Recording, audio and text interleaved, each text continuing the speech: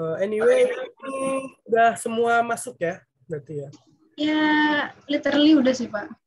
Oke, literally. Jaksel ya? Saya absen dulu mungkin ya.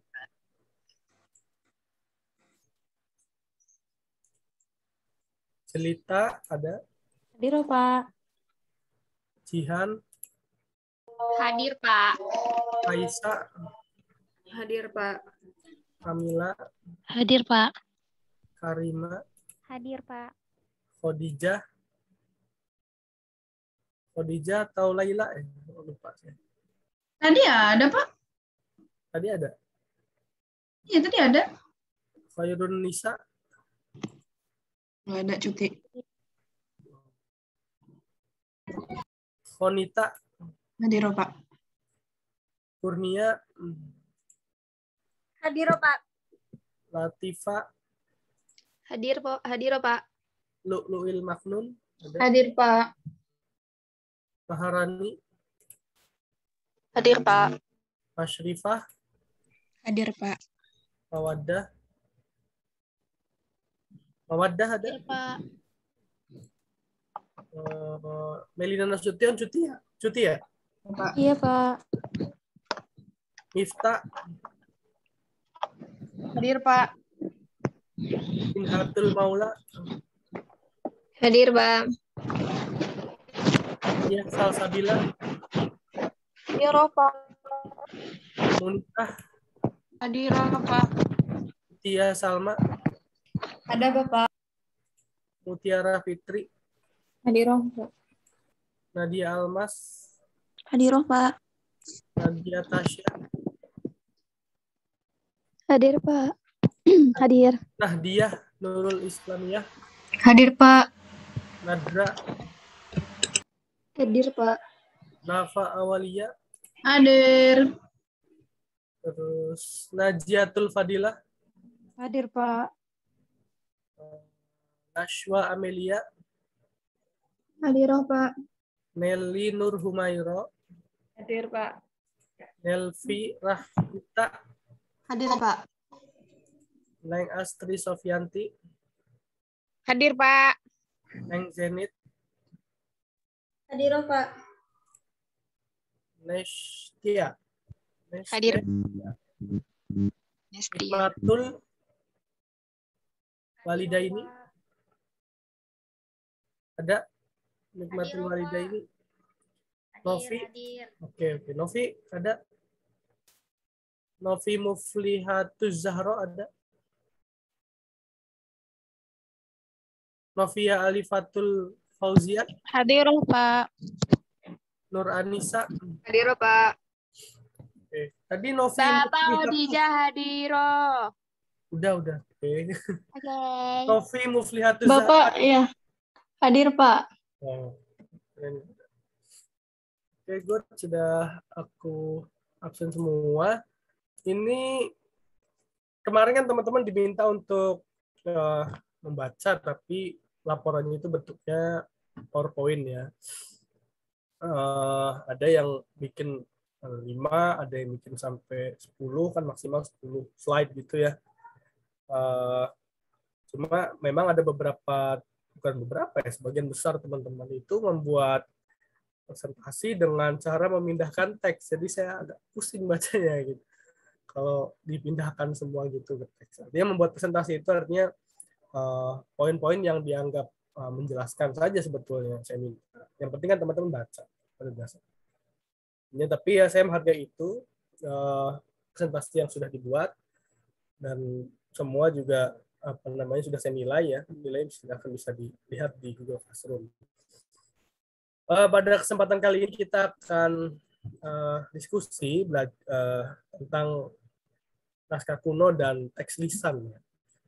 Teks lisan itu artinya bagaimana sebuah naskah kuno itu ya, yang kemarin kita bahas itu ternyata di masyarakat masih ditembangkan, ada yang ditembangkan, ada yang dinyanyikan, ada yang dapat jadi bahan ritual ya, bahan ritual keagamaan ya, misalnya seperti maulid, seperti membaca tembang Yusuf misalnya. seperti itu ternyata masih banyak di masyarakat.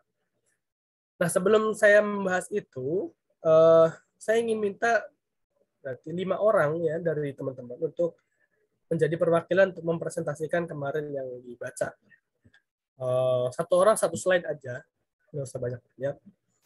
Ini yang mewakili teman-teman semua apa yang sebetulnya dibaca dan apa yang sebetulnya dipahami melalui bacaan kemarin. Silakan, saya nggak mau tunjuk karena volunteer, tapi yakinlah tidak ada yang sia-sia.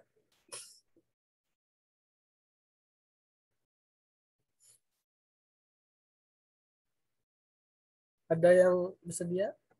Saya butuh 5 orang, 1 orang 1 slide aja. Nggak usah banyak-banyak. Kaisa, Pak, bersedia. Silakan. Siapa?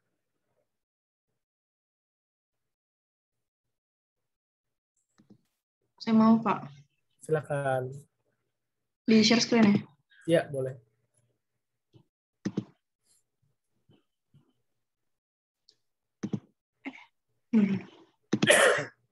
Kelihatan tak? Guys. Oke. Afwan, Pak, apakah sudah terlihat, Pak? Sudah, sudah. Oke. Jadi kita, Bismillahirrahmanirrahim. Jadi kemarin pembahasannya adalah mengenai kedudukan filologi di antara ilmu-ilmu lain. Bisa di-enter. Oke. Jadi di bahasan pengantarnya, ini saya bahas pengantar aja berarti apa ya? Ya, boleh. Di pengantarnya, kedudukan filologi di antara ilmu... Nah, ya, keluar deh. Begitu.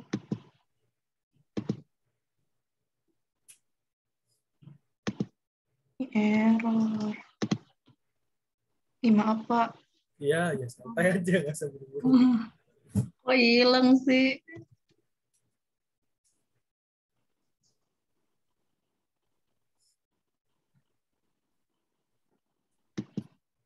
Nggak apa-apa, guys, kalau mau digantiin.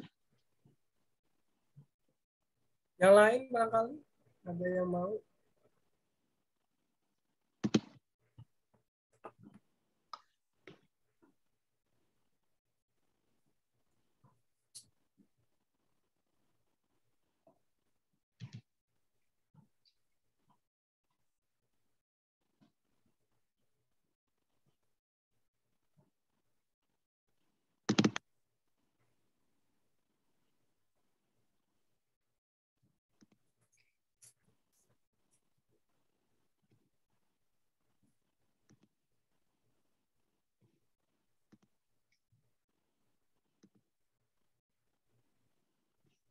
Ini coba lagi ya, Pak. Ya, silakan.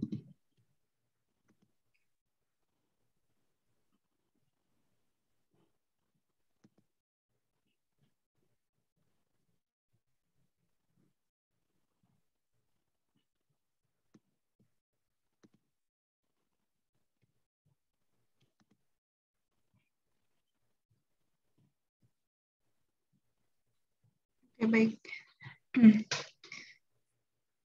Jadi mengenai pengantarnya,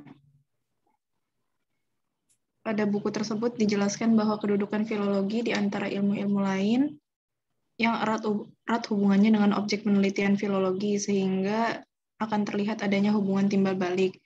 Untuk kepentingan tertentu, filologi memandang ilmu-ilmu lain sebagai ilmu bantunya, dan sebaliknya juga ada saat-saat tertentu di mana ilmu-ilmu lain itu menggunakan keilmuan filologi. Adapun garis besar dalam pembahasan ini ada 2, yaitu yang pertama ada ilmu bantu filologi, yang kedua filologi sebagai ilmu bantu ilmu-ilmu lain.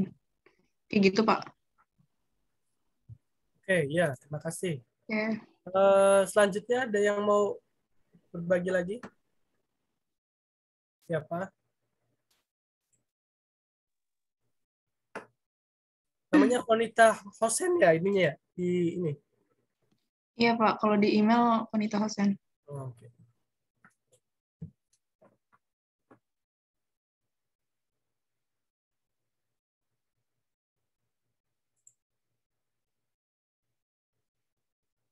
Silakan, ada lagi?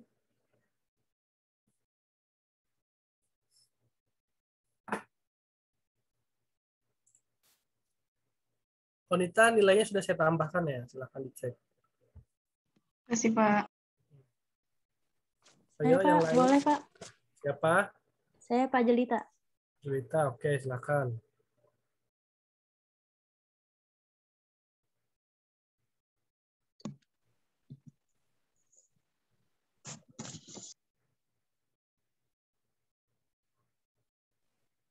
Oke.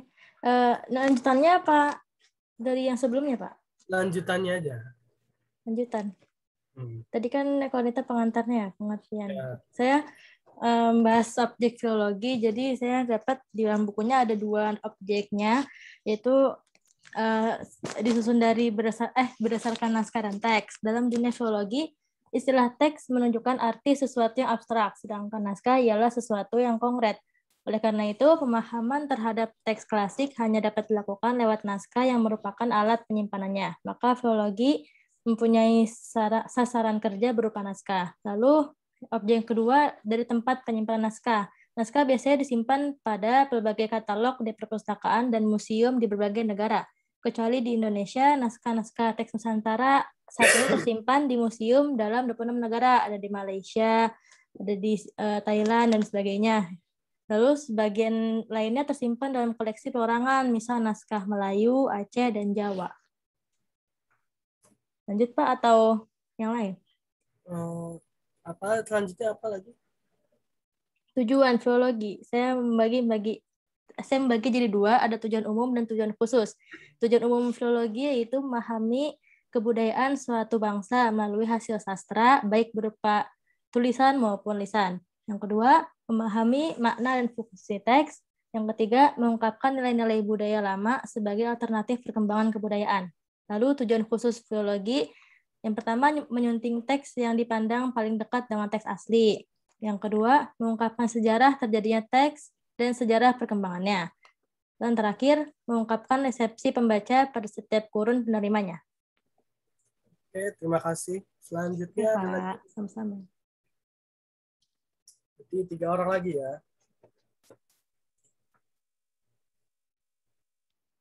Saya boleh deh Pak.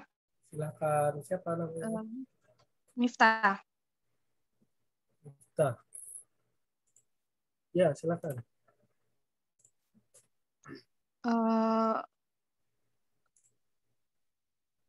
Kalau di PPT saya menjelaskan kedudukan filologi di antara ilmu-ilmu lainnya, Pak ya. Ya. Terus langsung di sini ya kali ya. Nah, Ya. di kedudukan ilmu filologi di antara ilmu lain itu, bentar Pak.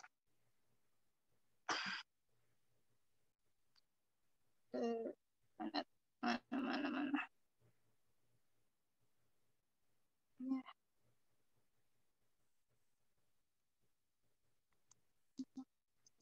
Ya udah nggak mau di landscape atau nggak bisa deh. Nah Pak. Jadi di halaman pertama, kita skip aja.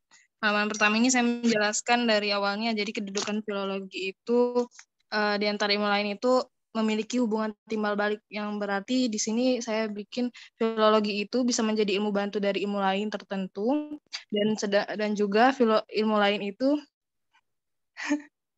sebentar ya Pak, banyak distraksi. Udah lanjut aja kan. Mohon maaf ya, ini Jadi tahu ngobrolin apa gitu kan. Jadi ulang ya Pak. Jadi pada halaman pertama slide saya ini saya menjelaskan tentang kedudukan ilmu filologi itu.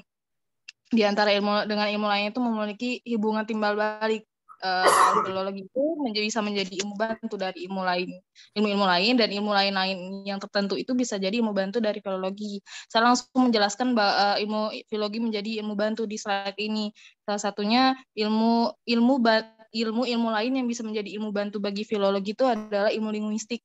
Dan ilmu linguistik itu bukan terbagi sih. Jadi ilmu linguistik itu membantu dalam pengkajian bahasa naskahnya filologi. Nah, di ilmu linguistik ini ada cabang-cabang ilmunya. Di linguistik ini ada cabang ilmunya, ada 3 cabang yang bisa menjadi alat bantu bagi ilmu filologi yang diantaranya adalah ilmu stiliska, ilmu sosiolinguistik, dan ilmu etimologi. Di bukunya sih dijelasin pertama etimologi. Jadi ilmu etimologi ini adalah mempelajari asal-usul sejarah kata. Jadi untuk membantunya menjelaskan kata-kata dalam naskah gitu ya Pak ya. Nanti etimologi ini sebenarnya dibagi lagi menjadi berbagai macam-macamnya yang diperlukan. Cuman kita ambil poinnya aja. Yang kemudian ada ilmu sosiolinguistik. Jadi ilmu ini adalah mempelajari hubungan dan saling pengaruh antara perilaku bahasa dan perilaku masyarakat gitu. Lalu yang ketiga adalah ilmu stiliska, yaitu ilmu cabang dari ilmu linguistik ini untuk menyelidiki bahasa sastra, khususnya gaya bahasa. Begitu Pak, di slide pertama saya. Oke, ya itu stilistika kurang TI. Iya. Stilistika. Jadi ilmu tentang gaya bahasa atau ya majas gitu stilistika. Kemudian ada balaghah juga masuknya stilistika balaghah ya. Oke, terima kasih. Siapa tadi? Miftah Pak. Miftah ya. Silakan yang lain dua lagi. Saya Pak. Anyone? Ya, oke. Nuranisa.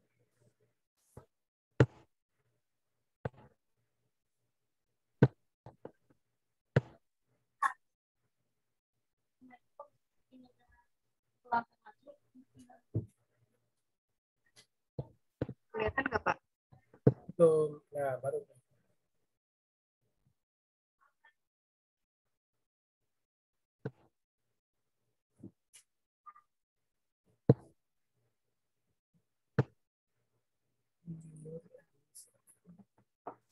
Selanjutnya ini pengetahuan bahasa-bahasa yang mempengaruhi bahasa teks. Bahasa yang mempengaruhi bahasa naskah Nusantara, yakni bahasa Sanskerta, Tamil, Arab, Persi, dan bahasa daerah, meskipun dengan bahasa naskah. Kalau bahasa Tamil, Persi Barat tidak membutuhkan pendalaman bahasa karena bahasa naskah ini sangat sedikit untuk ditelaah. Sedangkan kalau bahasa Sanskerta dan Arab perlu adanya pendalaman bahasa karena bahasa ini besar pengaruhnya terhadap bahasa naskah Nusantara.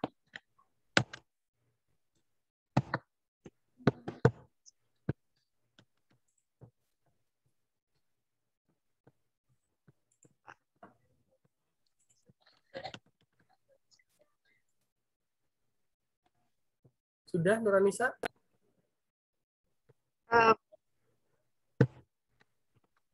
Pak, ya nggak bisa Pak. Kenapa? Sudah Pak.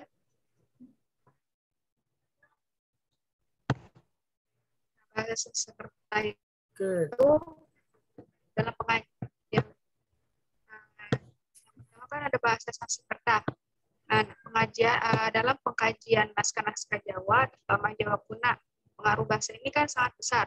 Tidak hanya berupa penyerapan kosakata dan frase, melainkan juga munculnya cuplikan-cuplikan yang kadang-kadang tanpa terjemahan. Contohnya Utara Kanda, Sang Hyang Kamahyanikan. Kemudian dalam naskah-naskah Melayu juga membutuhkan pengetahuan bahasa Sanskerta. Pengaruhnya berupa kata serapan yang jumlahnya tidak sebanyak dalam naskah-naskah Jawa Baru. Terus kemudian yang kedua tuh bahasa Arab. Pengetahuan bahasa Arab itu diperlukan untuk mengkaji naskah-naskah yang dipengaruhi Islam, terutama ajaran Islam dan tasawuf atau suluk.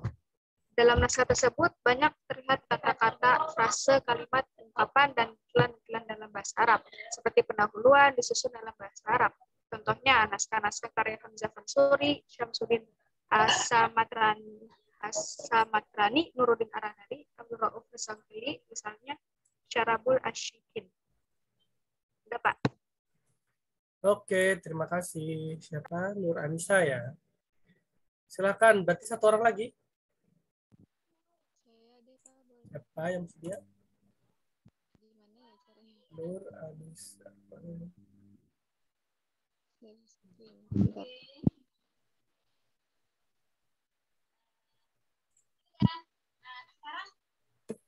Saya Pak, mau Pak. Silakan, siapa dulu? Latifah Pak. Oke.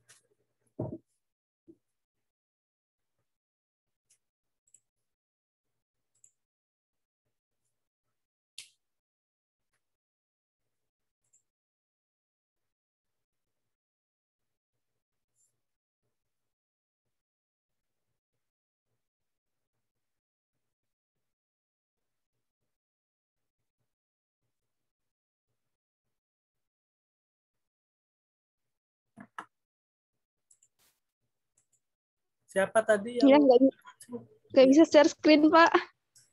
Mana sini? Bentar Pak. pakai handphone ya kamu? Saya juga mau, boleh nggak Pak? Iya, Nesti aja deh Pak. Oh ya, monggo lah. Siapapun. Tapi nggak bisa share screen juga. Gimana Pak? Boleh baca apa nggak? Mana sih? Pakai handphone ya? Siapa namanya? Nestia. Apa boleh baca aja Pak? Ya, silakan. Nggak apa-apa Pak, nggak pakai share screen. Ya.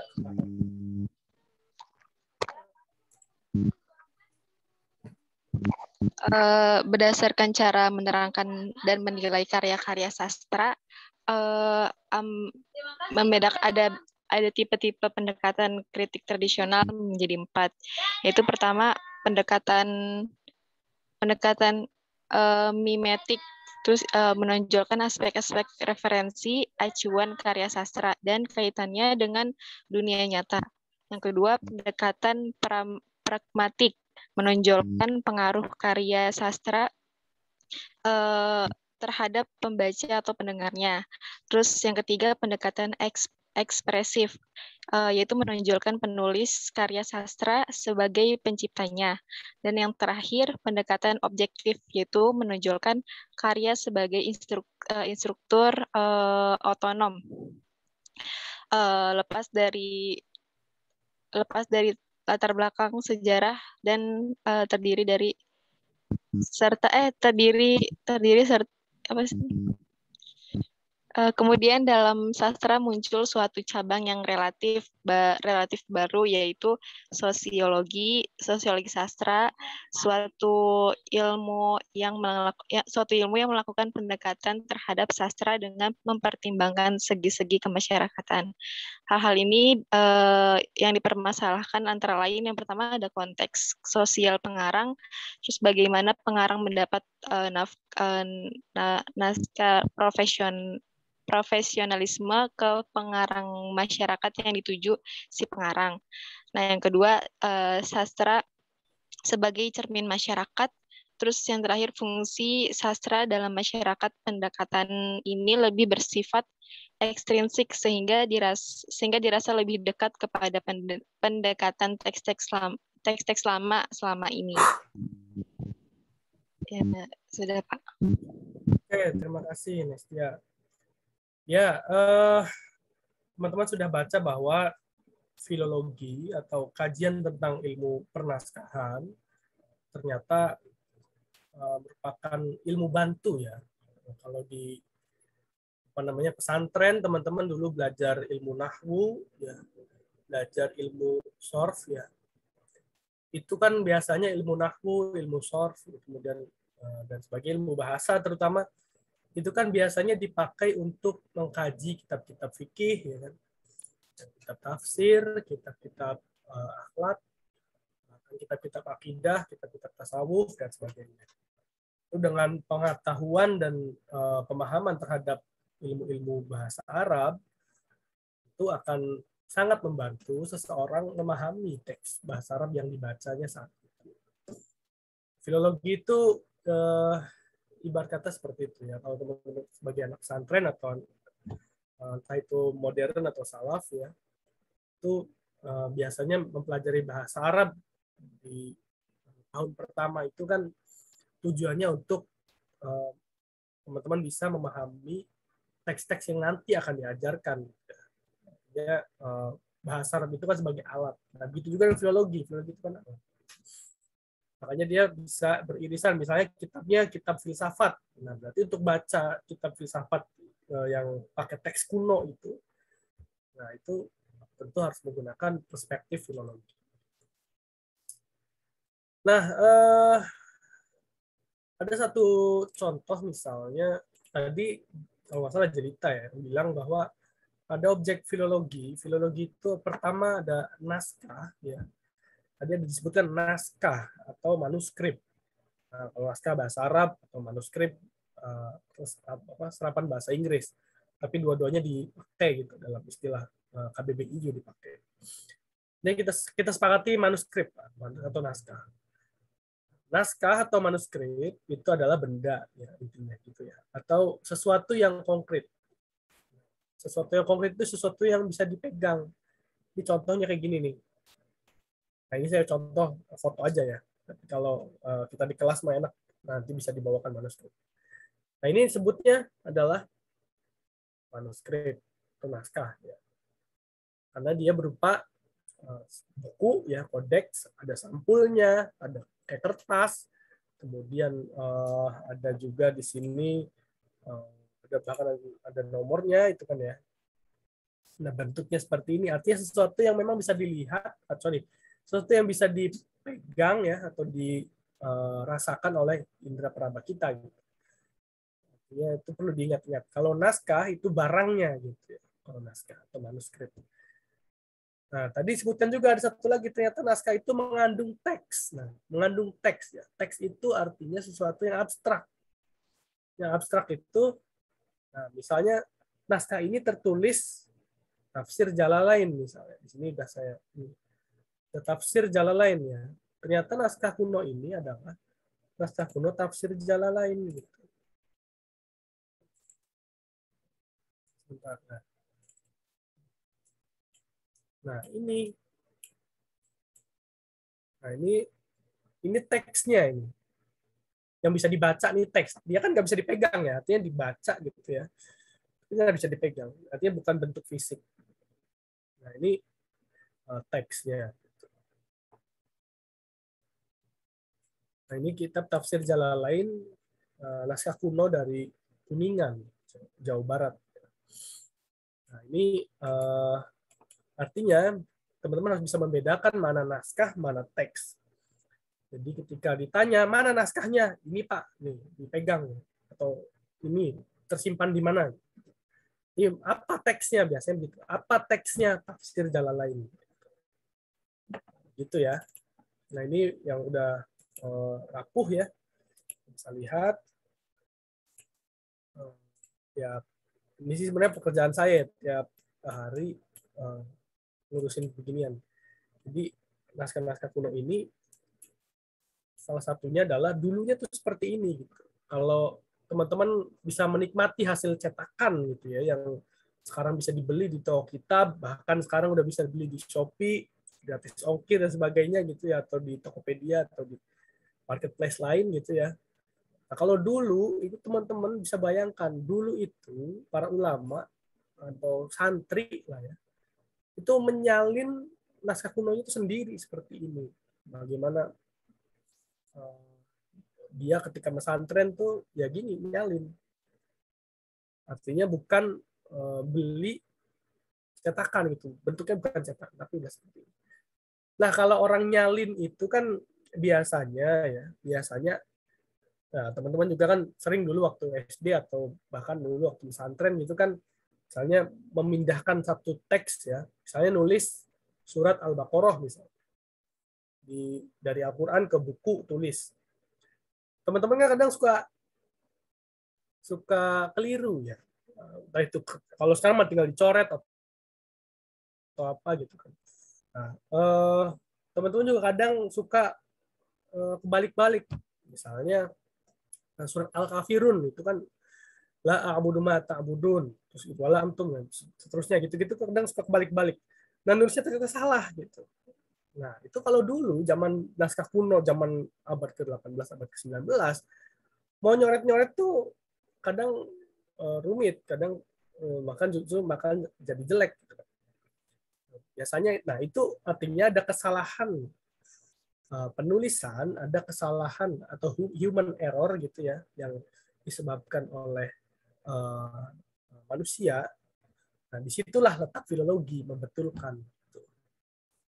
Nah, jadi bagaimana filologi itu ternyata sebagai satu ilmu yang juga harus dikuasai ketika seseorang hendak membetulkan satu teks tertentu. Jadi naskah-naskah kuno ini ya bisa dibayangkan teman-teman, dulu orang mau nulis ya, orang mau nulis kan kalau sekarang malah udah enak, udah banyak listrik, banyak artinya penerangan juga memadai. Nah kalau dulu kan nulis itu ya pakai apa ya, kalau di kampung saya dulu namanya cempor ya, atau kayak semacam api tapi pakai kaleng gitu lah. Artinya pakai penerangan yang tidak memadai. Bisa dibayangkan teman-teman kalau nyalinya seperti itu. Belum lagi kalau sedang nulis, misalnya di baris ketiga atau kedua, anaknya nangis misalnya, atau disuruh sama kiainya, jadi berhenti dulu. Tapi begitu balik lagi, apa lupa lagi. Begitulah. Artinya ada hal-hal yang manusiawi yang melatar belakangi penulisan teks ini, sehingga teks ini ada ditemukan berbagai kekeliruan. Nah, filologi itu artinya salah satu fungsinya adalah menghadirkan satu teks yang utuh, yang kutip kalau kita lihat baca buku Darul Bari itu, salah satu tujuannya adalah menghasilkan satu teks yang utuh yang persis sama seperti penulis itu di penulis aslinya. Misalnya Sahih Bukhari, kita mengkaji secara filologis.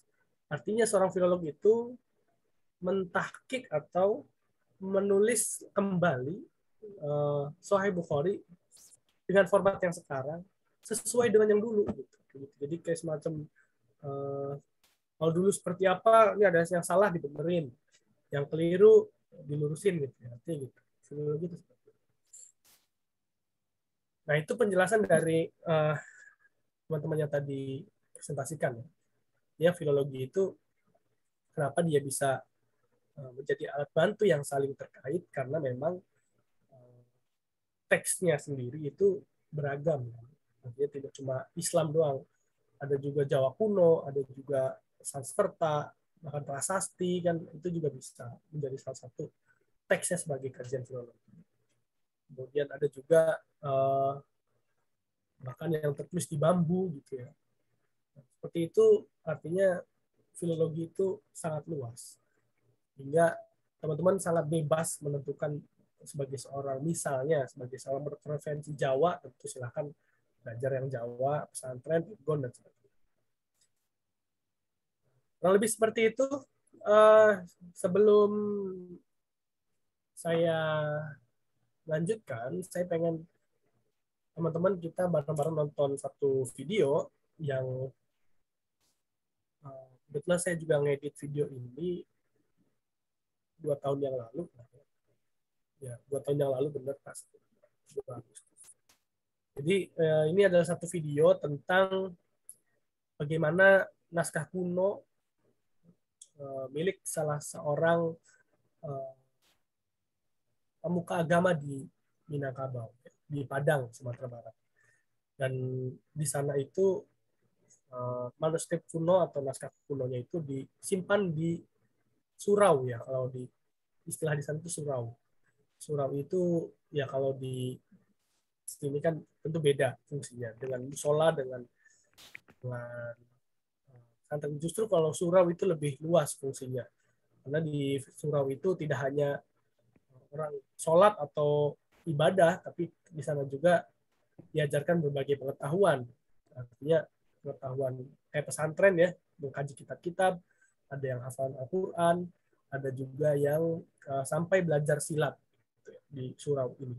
Artinya fungsinya sangat luas sebagai salah satu pusat pendidikan di lembaga pendidikan di Minangkabau atau Padang. Sebenarnya saya tes dulu, barangkali suaranya nggak kedengeran ya, tinggal bilang. Saya coba putar ya.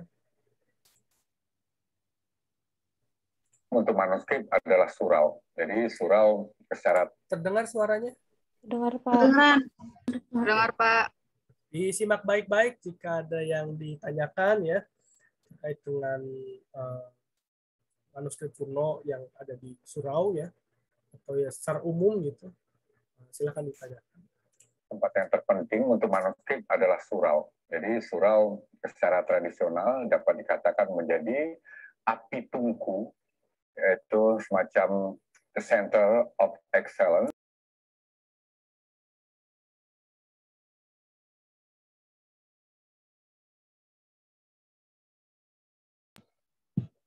Nggak ada suaranya, Bapak. Suaranya hilang, Pak. Menjadi pusat intelektual yang penting di Minangkabau.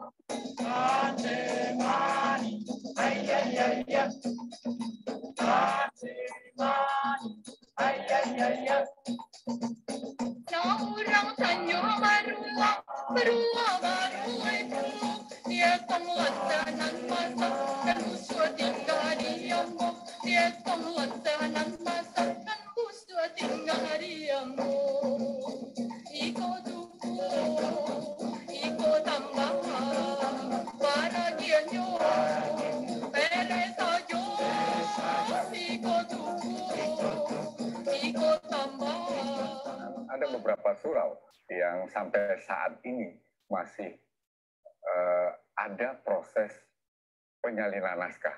Dan salah satu yang terpenting adalah Surau Simawon yang terdapat di Kabupaten Sijunjung. Dan di sini menarik bahwa tuanku di surau ini bukan saja menyalin kitab-kitab yang berbahasa Minangkabau dan Melayu, tetapi juga kitab-kitab yang berisi teks-teks keagamaan di dalam bahasa Arab. Jadi nyata sekali bahwa proses penulisan penyalinan naskah masih berlangsung hingga detik ini di Surau Simawon.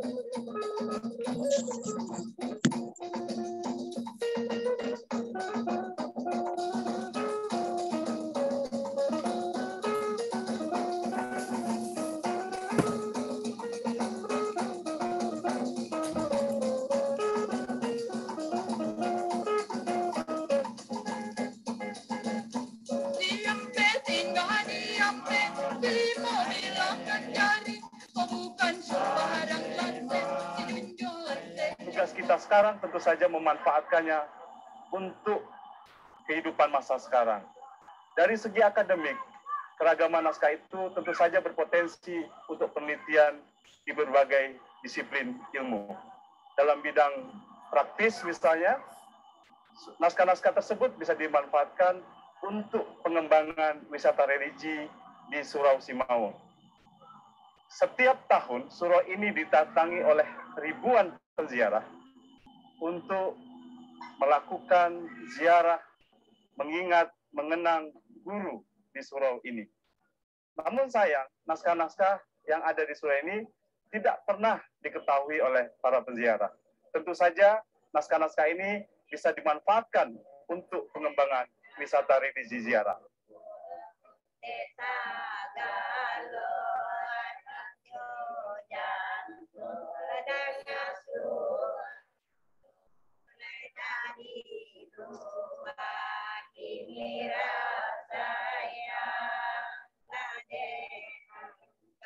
Ringsi adalah sebuah program yang diinisiasi oleh Pusat Pengkajian Islam dan Masyarakat, Universitas Islam Negeri Syarif Hidayatullah Jakarta, dan Center for the Study of Manuscript Culture di Universitas Hamburg di Jerman, yang didukung oleh Arcadia Foundation di Inggris.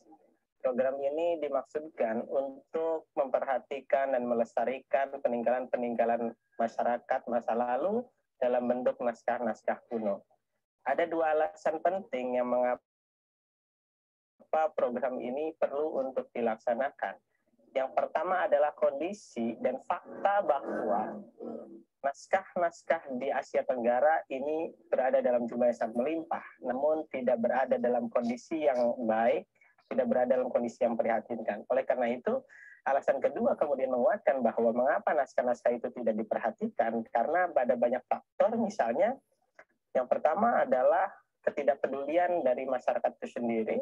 Kemudian yang kedua, penyebab itu diakibatkan karena kondisi geografis dari Asia Tenggara yang berada di zona rawan bencana alam. Kemudian yang ketiga adalah faktor-faktor yang menyebabkan terjadinya konflik-konflik sosial.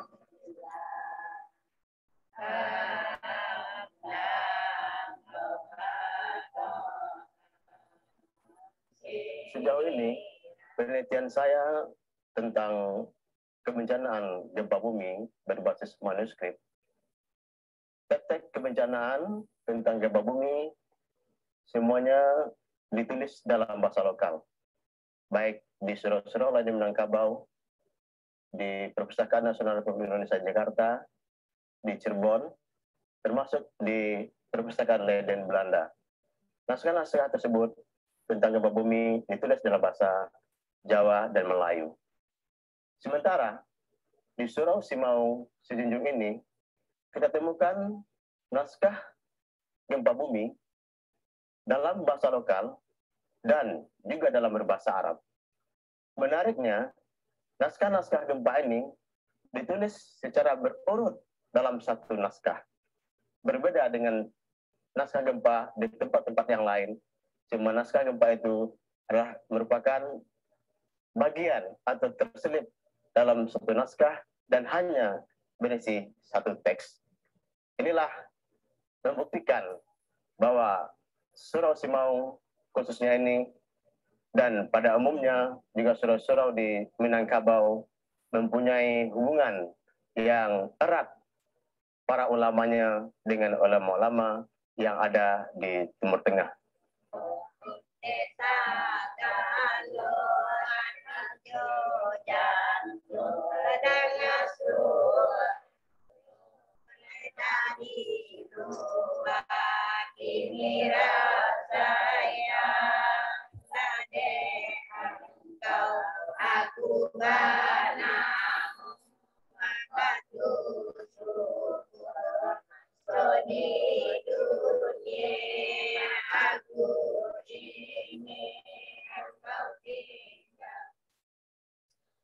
Naskah sangat penting sekali untuk dipelajari, terutama dalam naskah-naskah kuno yang ditemukan di Surau Simau. Banyak sekali naskah-naskah itu berbicara tentang cerita Nabi atau sirah nabawiyah, baik itu tentang Maulid, tentang Miraj.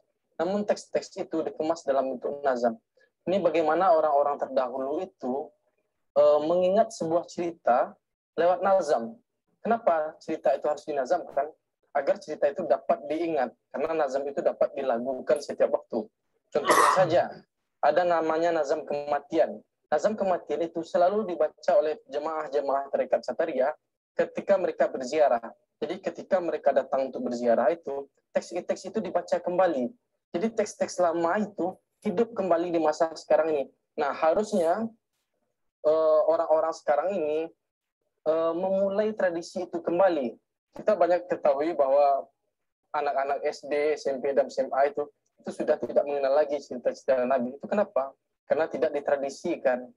Jadi naskah ini sebenarnya dapat menjadi contoh bagi kita sekarang ini bahwa sebuah teks itu dapat hidup jika selalu dibaca atau jika selalu diulang-ulang kembali. Jadi kami sepokok Surau Simau itu yang sebenarnya ambo yang dilulukan selangkah, yaitu khalifah daripada beliau Syekh Malimbayang, terusnya Syekh itu Syekh Pansuri Pemalin, sudah itu Tangku Imam Zakaria, sesudah itu baru ambo yaitu ambo yang mengalah yaitu Amalim Mandaro, itulah yang mewarisi kitab sampai kini. Jadi alhamdulillah di keadaan kitab itu telah turun itu tim dari UNAN, yaitunya Bapak Dr. Pramono serta DMC dari Jakarta. Alhamdulillah beliau itu telah menggali, telah meletakkan kitab tadi pada tempatnya yang betul. Itu contohnya memasukkan beliau itu kitab tadi ke dalam kota, setelah itu dibalikan lemari, beliau masukkan ke situ. Apa tujuan gunanya? Untuk merawat kitab supaya utuhnya lagi akan datangnya besok. Kalau udah kita selamatkan kitab-kitab peninggalan Gayak kita, kitab Syekh Malimbayang, sebuah ambo yang mewarisi, yang menjaga sampai kini, tentu akan rusak besok. Nggak bisa kita mencari kalau itu. Tapi dalam itu tadi kami sebagai sepokok itu kabake itu Bapak Dr. Pramono selaku Remisi Jakarta. Alhamdulillah itu kami mengucapkan ribuan terima kasih karena berkat beliau telah membantu kami itu melanjutkan bahan anak lama kitab semuanya. Nah, bahan habis terceli. Jadi pada itu tadi Nabi Allah anak dulu kalau tianggo, nang kitab pun tak bisa dicari bisa yang sebelumnya racun kata beliau. Alhamdulillah untung like bisa juga kalau tianggo kondak je lah.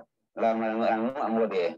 Alhamdulillah itulah kami sebagai sepokok itu mengucapkan ribuan terima kasih kepada tim dari UNAN itu Bapak Dr. Pramono berserta tim Remaja dari Jakarta. Ambo mengucapkan sekali lagi ribuan terima kasih.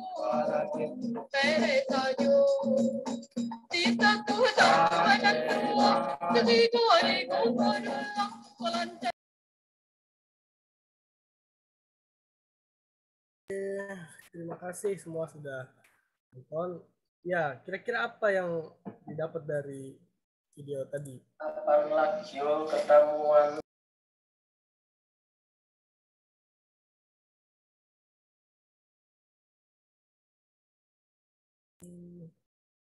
Sorry tadi autoplay. Ya, gimana? Apa yang didapatkan dari video tadi?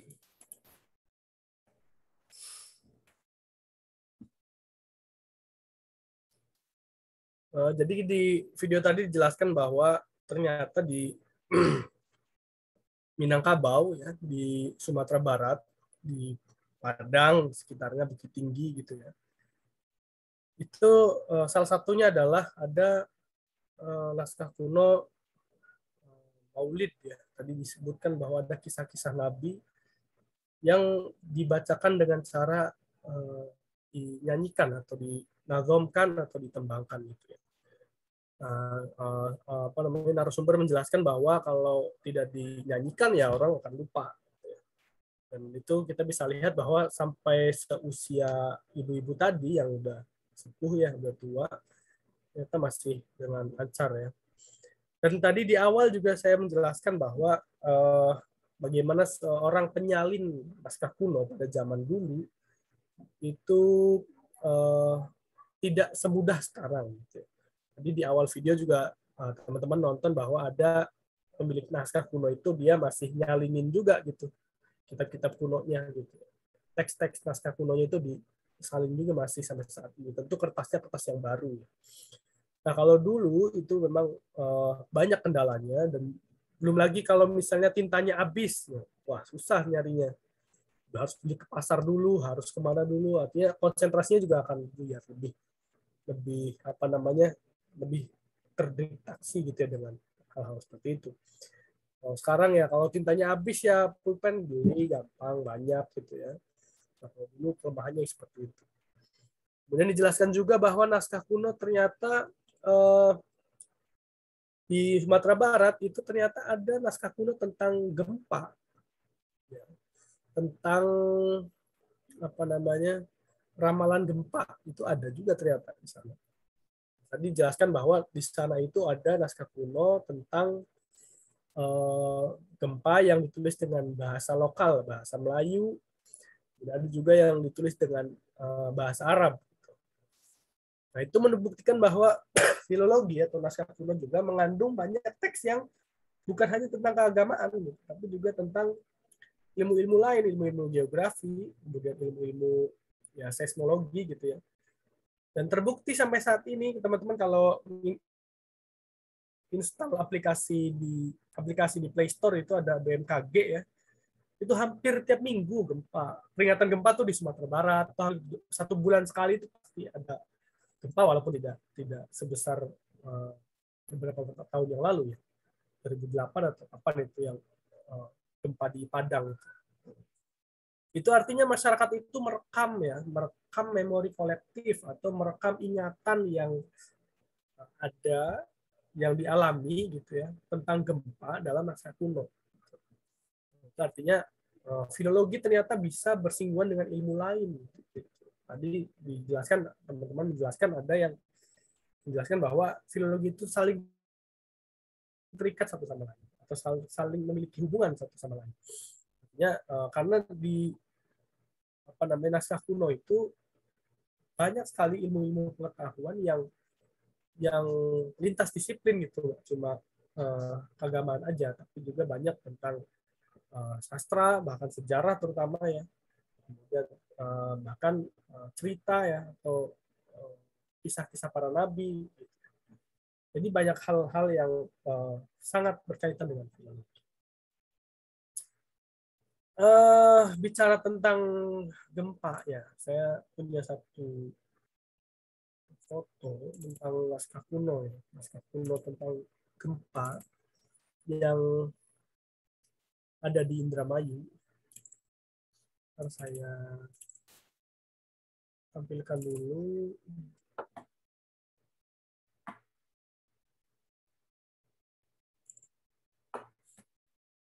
Gitu. Sampai saat ini sambil nunggu, ada yang ditanyakan?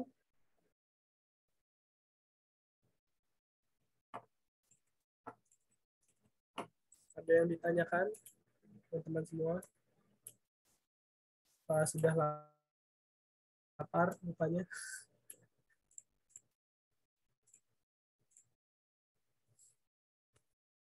Ada yang bisa baca? Ya, yang bisa baca? Yang dari pesantren, yang pesantren Jawa terutama ya, atau yang pesantren di Jawa, yang biasa baca aksara Pegon ya, Arab Jawa, ada yang bisa baca?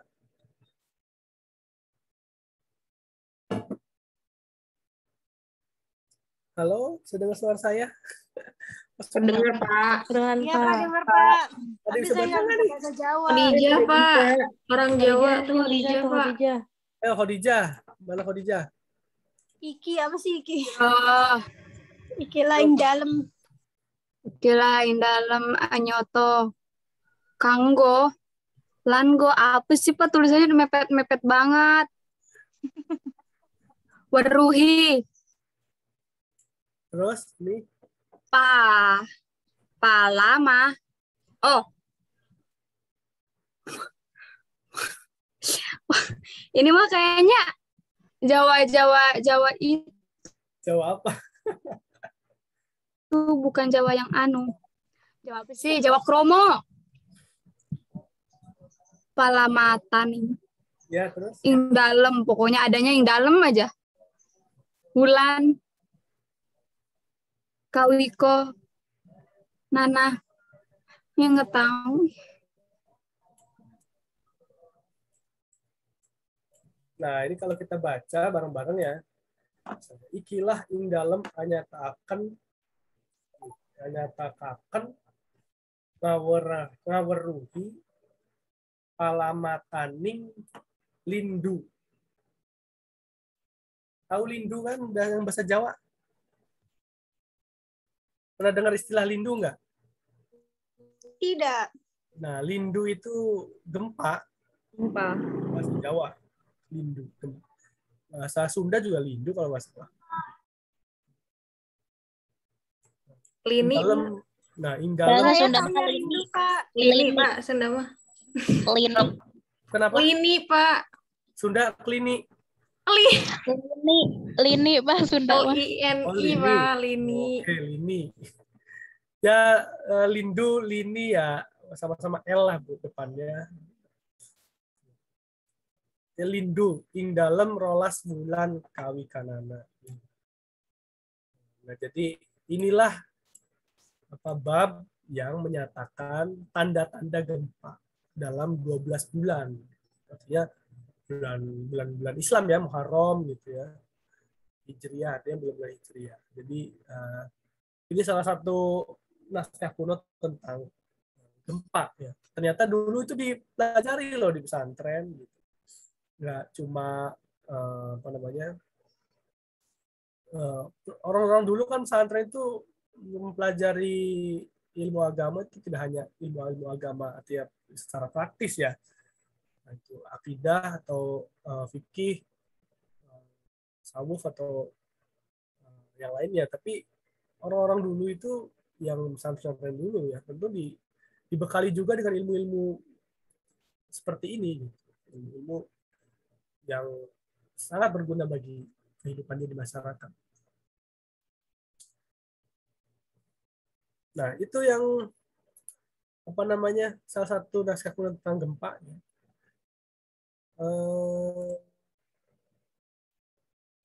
Setelah itu ada beberapa teks tadi sempat dijelaskan di video itu bahwa ada teks lisan gitu ya. Teks lisan itu artinya teks yang dibaca oleh masyarakat tertentu secara periodik ya, secara ada waktunya, waktu-waktu tertentu. Kemudian teks lisan itu ternyata ada sumbernya itu manuskrip, sumbernya itu naskah kuno. Jadi sangat banyak gitu teks-teks lisan yang masih hidup di masyarakat. Tapi memang tidak sebanyak seperti dulu, karena mungkin orangnya udah pada sepuh semua yang nembangin. Nah, teks-teks lisan ini tadi dijelaskan di awal bahwa salah satu bentuk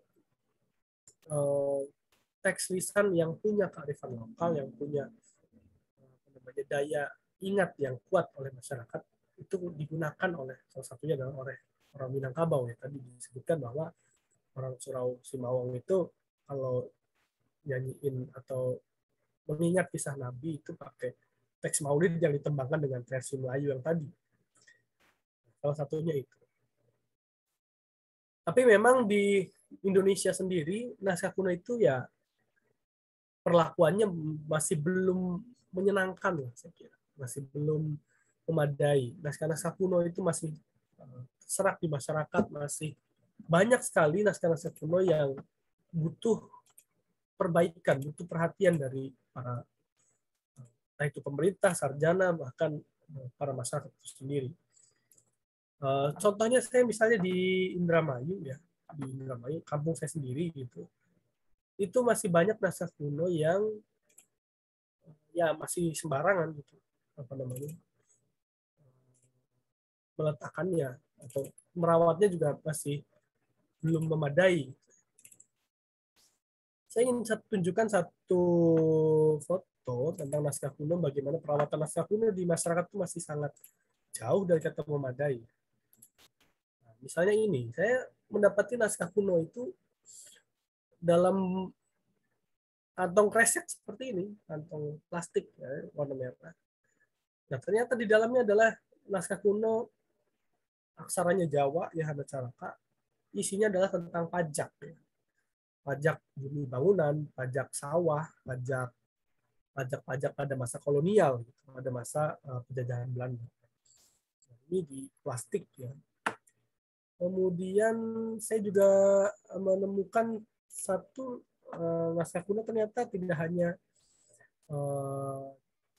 di plastik begitu aja, tapi juga ada yang dipakai bambu.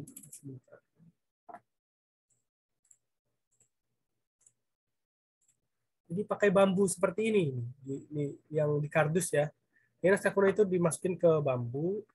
Nah, bambunya kena rayap ya, bambunya kena serangga, ya habis naskah kuno. Ini yang digendong saya juga naskah kuno, isinya lontar ya. Ini yang tadi yang isinya dalam kresek itu. Nah, ini menunjukkan bagaimana naskah kuno itu masih sebetulnya masih sangat banyak di masyarakat, masih amat memprihatinkan kondisinya. Jadi teman-teman kalau minat di naskah kuno sebetulnya peminatnya juga masih sedikit, artinya belum terlalu banyak, sehingga kalaupun yang mau expert di situ itu sangat terbuka banget dan peluangnya sangat banyak karena saingannya tuh dikit dan orang kebanyakan orang itu masih tidak peduli dengan naskah kuno seperti itu. Buat apa sih, beli aja lah toko kitab tafsir Jalalain banyak di Condet misalnya kalau di Jakarta ya, atau di toko kitab kan banyak sebenarnya naskah kuno. Buat apa sih gitu teks-teks seperti itu. Nah, justru di naskah-naskah kuno ini kenapa harus diselamatkan? Tentu saja karena itu menandakan bahwa bangsa Indonesia itu sangat kaya akan tradisi tulis.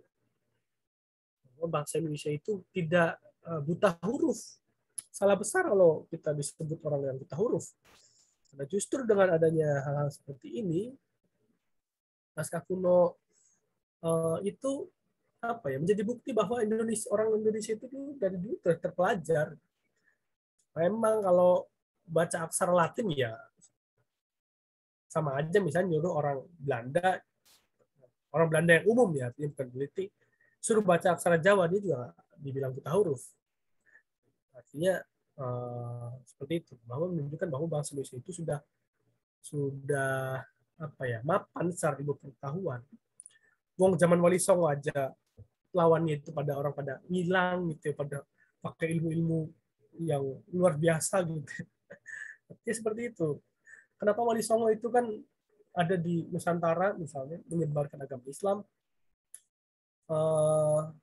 justru dengan ya, kalau teman-teman pernah baca kan Sunan Kalijaga beliau pakai kembang ilir gitu atau pakai wayang, bahkan artinya pakai kebudayaan pendekatannya, karena memang bangsa Indonesia itu sudah berbudaya gitu, sudah apa ya, sudah peradabannya sudah maju. Bagaimana kita bisa lihat misalnya salah satu kenapa bangsa Indonesia itu dari sudah maju, kita bisa lihat teman-teman kalau sudah pernah ke Candi Borobudur kan itu bisa lihat itu sebesar itu pada zaman itu bagaimana bukti peradabannya. Salah satu bukti peradaban yang lain tentu saja adalah dengan adanya naskah kuno. Naskah kuno ini dalam perkembangannya Undang-Undang 10 ya tahun 2017 kalau nggak salah, ya koreksi kalau salah gitu ya, menjadi salah satu benda yang wajib dilestarikan, menjadi prioritas kebudayaan. Nah, di masyarakat itu ternyata masih seperti ini. Ini naskah kuno juga ini. Terlihat ya gambar saya ya, lihat ya. Ya Pak, kelihatan Pak. Nah, ini naskah kuno dari daun lontar. Bahannya itu daun lontar. Sebenarnya kalau kita kuliahnya offline sih saya nanti bisa bawakan itunya apa namanya salah satu belajar nulis lontar seperti apa. Tapi ini akan online jadi saya tunjukkan gambarnya aja. Jadi naskah daun lontar milik masyarakat, isinya itu ya sama dokumen-dokumen desa atau sejarah lah, ada catatan sejarah, catatan pajak juga, catatan perekonomian suatu daerah gitu ya. Ternyata dikeramatkan gitu sekarang. Jadi akhirnya dibungkus dengan kain hijau, gitu bisa lihat. Kemudian di bagian terluar itu dibungkus dengan kain putih ya, kalau kafan ya, kain kafan. Ketika dibuka ya hancur seperti ini. Sangat disayangkan sekali. Ini naskah kuno yang amat berharga, tapi masyarakat tentu belum punya kesadaran. Di luar negeri naskah kuno itu mahal sekali, maksudnya bukan dari hanya nilai material, tapi maksudnya nilai komersil, tapi nilai budaya itu mahal sekali di luar negeri. Nah, di Indonesia sendiri memang belum arah itu, tapi 5 tahun terakhir sudah mulai sadar orang-orang akan pentingnya naskah kuno. Nah, ini di Indramayu. Naskah kunonya seperti ini.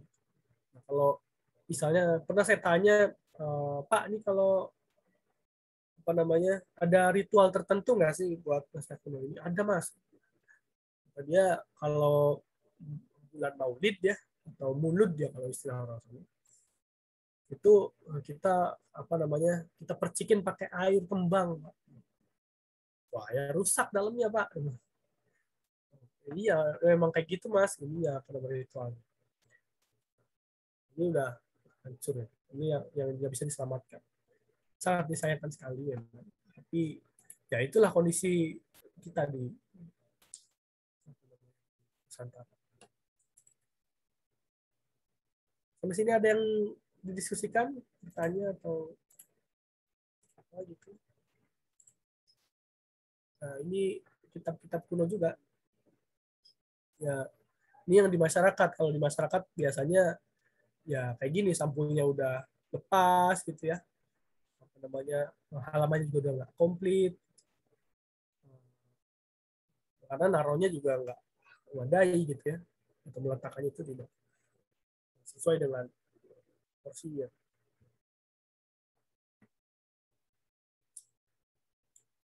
Saya kira itu yang bisa saya sharing pada kesempatan kali ini. Nggak ada yang bertanya atau nggak ada yang mau ngobrol? Bapak Ya, mau tanya tapi tentang sistem tugas. sistem tugas. Udah tugas aja. Enggak, yang kemarin. Ya, gimana? Kita 3 minggu bakal kayak gitu terus, Pak. Kayak gitu mana? Ngerjain yang tugas yang membaca itu terus dibikin PPT. 3 minggu. Kenapa 3 minggu? Oh, enggak, karena kan habis itu kita kelompok. Enggak ya? Gimana sih sistemnya, Pak, sebenarnya? Oh iya, oke. Nanti tinggal ikuti aja di Google Classroom. Teman-teman nggak usah bingung. Nggak usah parno duluan. Nggak apa-apa, santai. Kalau saya sih, yang penting teman-teman ngikutin aja ya. Artinya ngikutin pembahasan, ngikutin tugas-tugasnya. Dan saya juga nggak akan susah gitu ngasihnya gimana. Tapi intinya ikuti aja. Kalau di Google Classroom nggak ada postingan, ya udah. Santai. Sorry, Bapak ya. Bapak, saya Ya. mau tanya nih, Pak. Saya penasaran. Tadi kan naskah-naskah yang ditemukan itu yang masih bisa diselamatkan itu biasanya nanti diapain ya, Pak? Disimpan aja atau ditunggu untuk jadi bahan penelitian siapa gitu yang bisa gitu? Oke. Gimana Ya, itu biasanya? ya, bagus Nifta ya. Nah, jadi ada naskah-naskah yang terserak di masyarakat gitu. Ada naskah-naskah kuno yang kondisinya sudah sangat memprihatinkan di masyarakat. Lalu apa gitu? Diapain gitu setelah itu? Nah, salah satu tadi sempat saya tampilkan di sini ya misalnya. Bentar. Saya share screen dulu. Nah, salah satu tindakan penyelamatan apa sebetulnya yang harus kita lakukan gitu ya. Kalau berkaca pada pengalaman saya di lapangan, memang naskah-naskah kuno yang sudah rusak seperti itu tentu bisa diperbaiki ya dengan bantuan dari tenaga-tenaga ahli di Perpustakaan Nasional. Tapi ada satu hal lagi yang lebih saya kira tidak kalah penting, yaitu menyelamatkan isi teksnya. Kalau tadi naskahnya kan udah pernah rusak, nah kita selamatin isi teksnya dulu deh sebelum diteliti. Nah, salah satunya adalah dengan cara digitalisasi. Nah, ini kan kita bisa lihat, kita bisa akses gitu naskah kunonya ke internet ya, di mana saja selagi ada koneksi. Ini salah satu bentuk penyelamatannya atau tindak lanjut setelah kita menemukan naskah kuno itu di lapangan dengan kondisi seperti itu. Jadi karena fisik itu pasti satu saat pasti akan hancur ya. Ya itu sudah sunatullah saya kira. Bentuk fisik itu lah akan abadi, yang dunia cantik, ya tua ya jadi peot gitu ya. Itu juga sama dengan naskah kuno dulunya juga itu adalah kitab-kitab ini juga dulunya adalah bagus ya. Tentu kondisinya baik, kondisinya rapi, tapi sering berjalannya waktu dia akan hancur gitu ya. Ya itu bukan sunatullah. Tapi salah satu hal yang bisa kita selamatkan adalah teksnya atau isinya. Isi ya ini teksnya naskah kunonya dengan cara digitalisasi. Nah, digitalisasi itu artinya kasarnya gini lah, difoto gitu, difoto dulu naskah. Bahwa dulu itu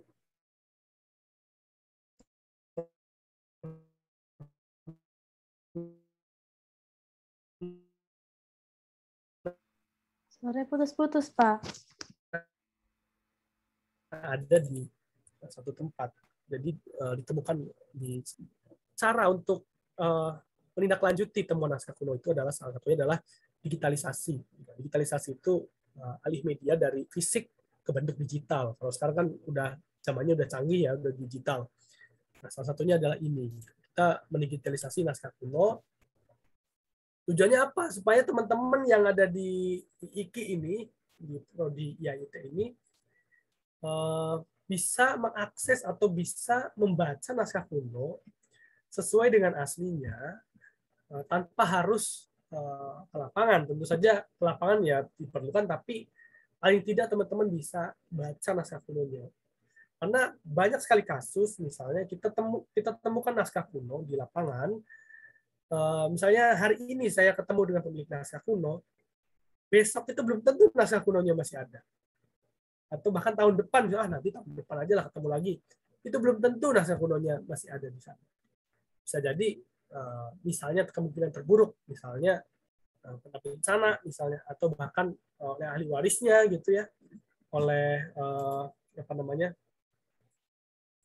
anak cucunya tidak meneruskan gitu ya. Ini salah satunya adalah dengan cara digitalisasi. Sorry koneksi saya kurang bagus, jadi loadingnya agak terhambat. Tapi intinya itu, jadi kita selamatkan teksnya, selamatkan naskah kunonya.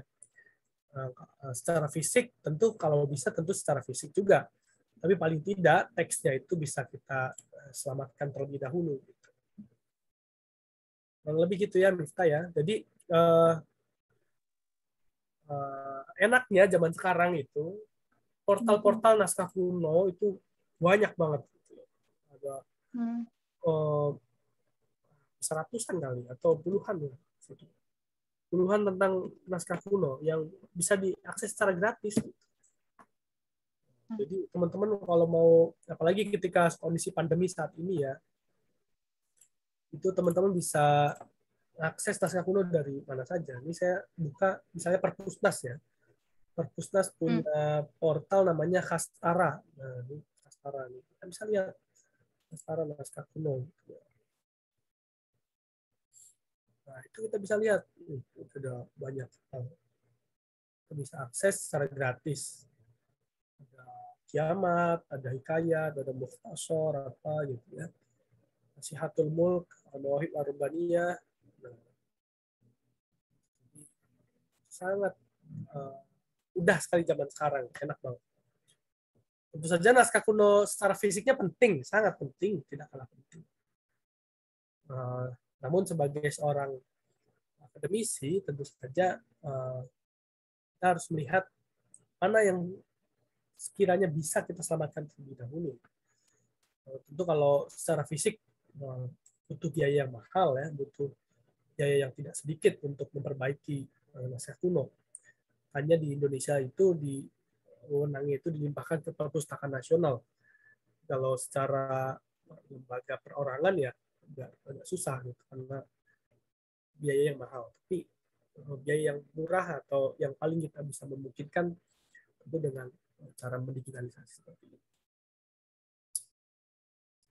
Saya kira itu ya, Pak Miftah. Iya, Pak. Makasih, Pak. Ya, sama-sama Miftah. Ada lagi? Saya mau tanya, Pak. Ya. Saya penasaran, kan tadi yang Bapak bacain teks kunonya itu yang tentang gempa itu ya, yang bahasa Jawa tadi kan? Ya. Nah, terus kan naskah juga banyak yang nggak dari segi keagamaan doang tadi kan di video. Nah, itu cara biar taunya ini tuh tentang agama, ini tuh tentang gempa atau tentang fisika atau apa, pokoknya yang kayak gitu-gitu tuh emang harus baca dulu semua atau ada covernya gitu, Pak, gitu. Ada covernya nggak sih, Pak? Enggak ya? Iya, Kan naskah gitu. Ya, iya. Tentu saja itu tadi kita bisa tahu itu teks apa, itu harus memang ada beberapa cara. Memang kalau di naskah kuno yang ada di perpustakaan seperti di Perpustakaan Nasional, itu kita udah enak tuh, judulnya udah ada ya, ininya udah ada gitu, apa namanya, identifikasinya udah ada. Gitu. Nah, kalau di naskah kuno itu nggak ada judulnya, gitu. Nggak ada judulnya, nggak ada apa namanya, bukan nggak ada judulnya, sorry, jarang ada judulnya, jarang. bukan nggak ada tapi jarang. Jadi memang kita harus membaca paling tidak halaman awal atau halaman akhir. Maka dari itu kenapa filologi itu dibutuhkan dan saling berkaitan dengan ilmu-ilmu lain, letaknya tuh di situ. Jadi ketika seseorang punya latar belakang, misalnya teman-teman banyak yang di pesantren, itu sangat terbantu sekali dengan pengalaman-pengalaman pesantren tentang untuk mengidentifikasi ini teks apa sebetulnya.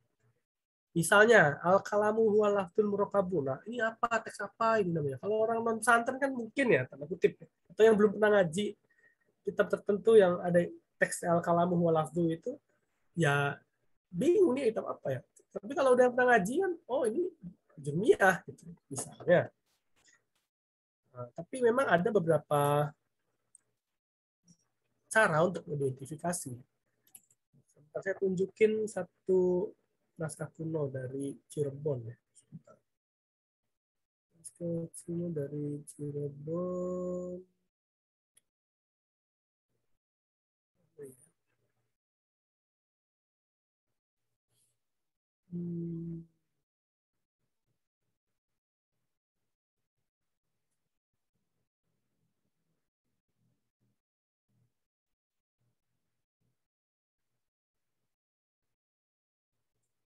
Sebentar ya. Suluk Kaliono. Nah, banyak banget ininya.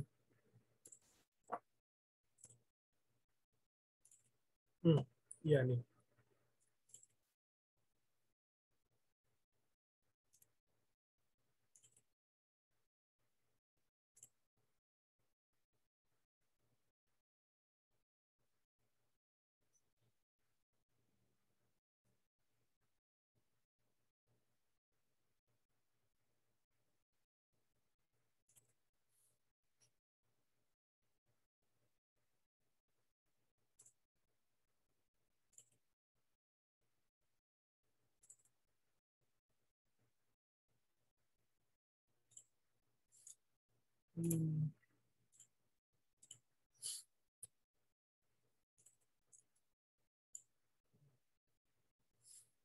Nah, ini ada satu teks ya tentang apa namanya, ini dari Cirebon ya, Arjawinangun. Salah satunya adalah tentang keislaman tentu saja. Nah, cara mengidentifikasinya tentu ya harus dibaca gitu. Dibaca ya paling tidak satu halaman lah gitu ya, satu halaman. Lalu kita bisa mengidentifikasi, oh sini ada sholat Jumat, oh berarti kalau ada sholat Jumat tidak fikih, oh udah ini nih, udah ngeling gitu ya, ininya mana. Ternyata ada lagi Fatihah tahiyat, oh iya fikih berarti ini. Nah, tinggal dibaca selanjutnya apa. Jadi cara mengidentifikasinya memang ya lebih baik itu dibaca seluruhnya, tapi memang ada cara cepat ya untuk mengidentifikasi bahwa memang naskah kuno ini teks apa gitu. Tapi sangat jarang gitu naskah kuno ditulis judulnya depan gitu, jarang. Biasanya ngikut teks aja gitu. Kalau kemarin kan ada yang sama itu gitu misalnya, bla bla. Saya ada satu manuskrip misalnya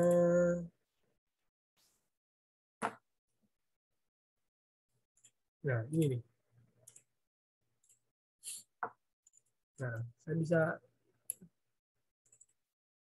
ada manuskrip ini ya. Ini bahan skripsi saya dulu, ada 8 halaman. Nah, ini ada judulnya memang beberapa manuskrip ya. Tapi jarang banget. Nah, misalnya ini. Kitab Kashful Muntazar, Lima Yarahu Muqtadar. Ta'lif Sayyidi Al-Arif Billah Al-Amil Al-Kamil Abi Abdullah Ibrahim bin Hasan Al-Qurani Asy-Syahir Asy-Syahir Zuri.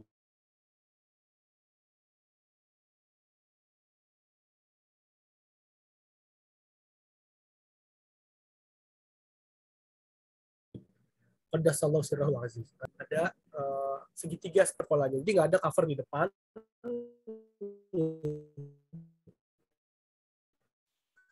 atau nggak ada identifikasi ini, nah itu bisa dilihat. Tapi tidak selamanya pola segitiga itu mengandung unsur judul gitu. Tidak selamanya pola segitiga ini mengidentifikasi judulnya. Kalau ini kan ada tuh kitab Kashful Muntadhar, berarti namanya kitab Kashful Muntadhar.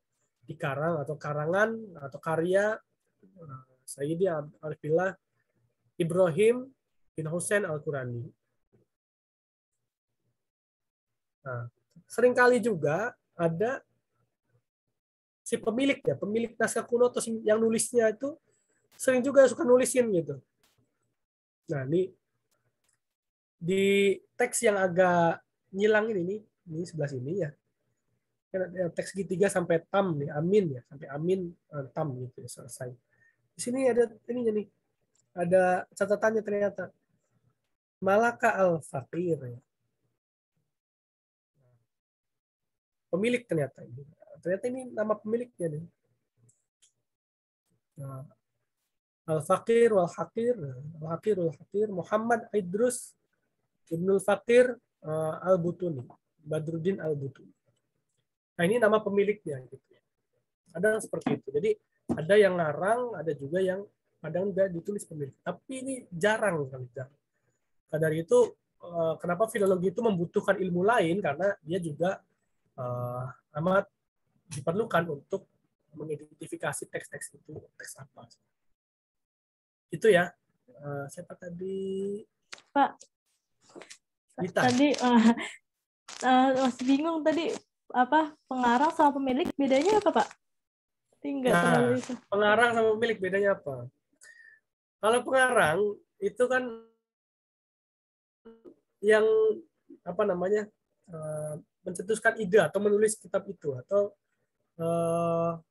yang mengarang ya. Mengarang itu kan artinya mencetuskan ide kitab itu, atau yang bisa jadi yang nulis awal pertama kali, mu'alif. Kalau pemilik, nah misalnya Jelita nih beli kitabnya Sahih Bukhari, berarti Jelita punya kitab Sahih Bukhari, tapi yang ngarangnya bukan Jelita kan, tapi yang ngarang itu kan Imam Bukharinya, tapi Jelita punya kitabnya. Jadi Jelita beli kitab Sahih Bukhari, tapi yang ngarang itu kan bukan Jelita. Nah, jadi kalau yang pemilik itu artinya seseorang yang mempunyai kitab itu, tapi dia bukan yang nulis atau bukan yang apa namanya, yang mengarangnya, bukan yang nulisnya. Dia bisa jadi bisa beli, ya. Dia bisa jadi kalau pemilik itu bisa jadi dia beli, bisa jadi dia itu nyuruh orang buat nulisin, bisa jadi dia itu dapat dari mana, dapat dari hibah, itu pemilik. Ya kalau yang ngarang berarti dia itu yang mencetuskan ide atau yang menulis pertama kali teks itu. Jadi pemilik itu lebih ke fisik sih saya kira, lebih ke apa ya, naskah kuno ini milik siapa, lebih fisik, lebih apa ya, lebih konkret. Kalau pengarang itu lebih abstrak, lebih ke teksnya. Jadi kan Jelita bilang ada teks itu konkret, kalau naskah itu teks itu abstrak ya. Kalau konkret itu naskah atau manuskrip. Nah, jadi naskah itu atau manuskrip itu dimiliki oleh Sultan Idrus tadi, tapi teksnya itu ditulis oleh Ibrahim Al-Qurani. Jadi ada perbedaan. Kalau pemilik itu lebih ke konkret atau bendanya, tapi kalau pengarang itu lebih ke teksnya, lebih ke yang abstraknya gitu. Lebih gitu ya, cerita ya. Oke, baik, paham Pak. Terima kasih. Ya, jadi karena memang ada juga kadang al-katib ya. Nah, apalagi bedanya sama al-katib? Kadang saya juga nemu al-katib. Ada yang jadi ada taklif atau mu'alif ya. Ada al-malik ya, atau ya tadi malaka. Nah, ada juga al-katib atau kataba. Pakai kata-kata itu ya. Nah, 2-3 kata itu punya makna yang berbeda. Kalau kataba itu kan nulis. Artinya bisa jadi dia hanya menuliskan teks itu disuruh orang lain, bisa jadi seperti itu. Atau dia nulis pakai punya sendiri. Kalau milik itu artinya dia buku ini atau naskah kuno ini milik Jelita. Tapi bisa jadi yang nulis itu bukan Jelita, misalnya Karima misalnya nulis. Gitu. Tapi bukunya punya Jelita. Nah, yang ngarang ternyata itu tulisan itu Karima nyalin dari bukunya Pak Sofyan misalnya. Berarti pengarangnya Pak Sofyan, pemiliknya Jelita, penulisnya Karima. Gitu. Jadi ada tiga istilah ya yang sangat sering ditemukan di naskah-naskah kuno gitu. Dan kita harus aware gitu dengan istilah-istilah seperti itu. Seringkali juga pakai bahasa Jawa, tentu konteksnya konteks lain. Seringkali juga pakai bahasa lokal Melayu misalnya, pakai bahasa. Ya, tapi yang sering nulis seperti itu ya pakai bahasa Arab sih. Banyak. Tapi saya yakin teman-teman yang udah pesantren ya bisa membedakan itu. Kalau di kitab-kitab pesantren itu kan ada taklif gitu. Nah, kalau taklif itu artinya pengarang teksnya. Kitab Ta'limut Ta'lim siapa kan? Nah, kemudian kitab Al-Jumiyah siapa? Tapi yang nyetak misalnya siapa? Intinya gitu. Jadi ada istilah-istilah yang berbeda tapi dalam satu naskah kuno yang sama. Ada lagi? Saya mau bertanya, Pak. Ya, Mutia. Dari yang Bapak tunjukkan kemarin sama sekarang juga naskah kuno itu kebanyakan ditulis dalam huruf Jawa atau enggak Arab ya, Pak? Apakah kenapa penyebabnya, Pak? Apakah huruf abjad itu mulai datangnya setelah ada pengaruh Barat atau seperti apa ya, Pak? Iya, panjang kalau sebenarnya kalau cerita, tapi intinya gini. Jadi aksara-aksara di Nusantara itu sebetulnya datang sesuai dengan periodik zamannya saja ya. Pada zaman kolonial dulu ya, pada zaman Belanda pun aksara Latin tuh baru digunakan menjelang merdeka aja Indonesia. Kalau saya nggak salah ya. Nah, jadi sebelum itu orang-orang pada masa kolonial pada abad ke-18 atau awal abad ke-19 itu orang-orang Belanda itu di pemerintahan pakai aksara Jawa sebagai salah satu aksara administratif, nulis surat. Ya. Jadi di Nusantara sendiri kenapa aksara Latin itu baru terlambat datang? Iya memang seiring dengan adanya kolonialisme ya tentu saja. Salah satunya adalah menggantikan aksara-aksara di Nusantara, terutama di bagian administratif. Nah, saya akan tunjukkan satu bukti bahwa zaman kolonial dulu juga ternyata nulis surat tuh pakai aksara Arab. Saya ingin coba sampaikan. Bentar, manuskrip.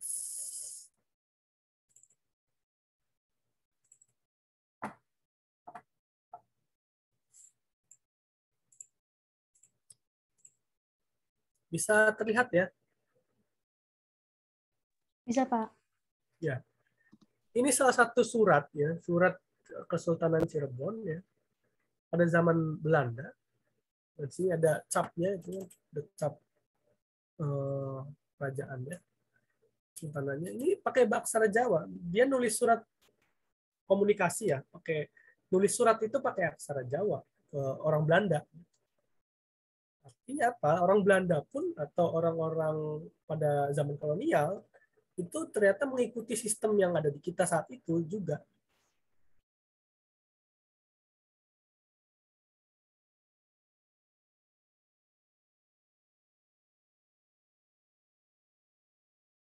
Perlahan mulai mengubah dari aksara-aksara aksara Melayu, aksara Sunda, bahkan di Sunda pun aksaranya Jawa, walaupun bahasanya bahasa Sunda. Nah itu mereka sudah menggunakan sistem yang digunakan oleh kita juga. Orang Belanda juga ngikut. Gitu.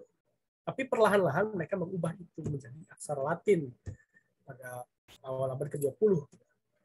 Nah, saya tunjukin satu contoh lagi, itu kan aksara Jawa ya. Saya tunjukkan satu contoh lagi. Ada satu surat dari namanya jenderal atau siapa ya? Intinya pejabat lah dia. William Farquhar. Dia itu salah satu pejabat Inggris ya.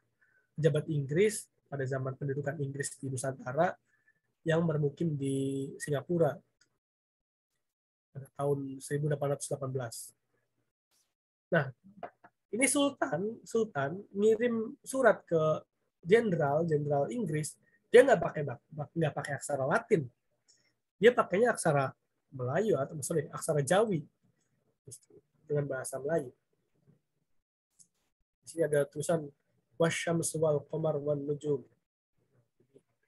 Ini memang ini ada ada cap stempel kerajaannya ini.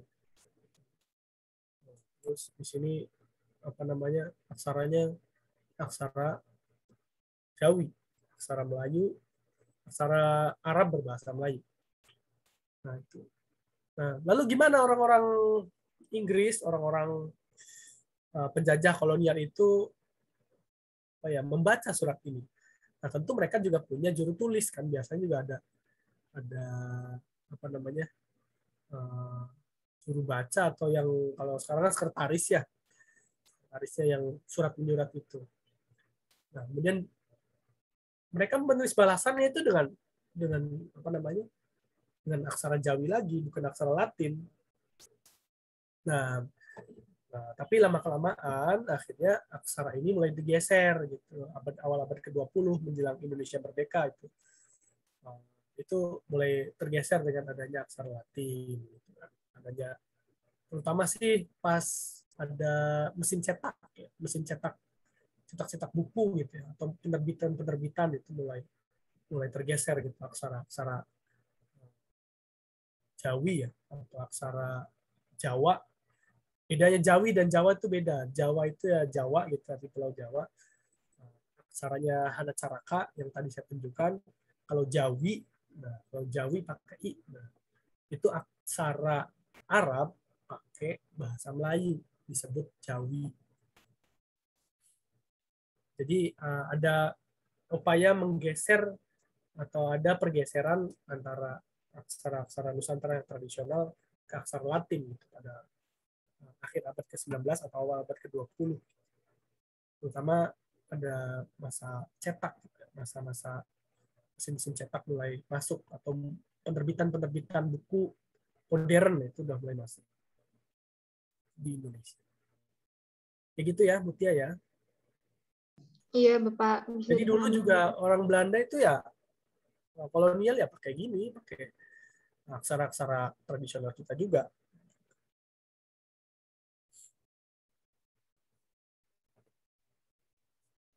Oke, ada lagi?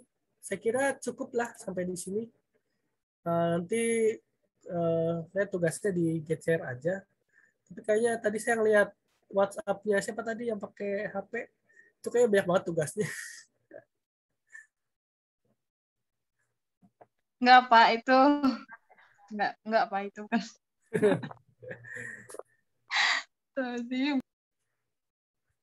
Oke, terima kasih teman-teman semua.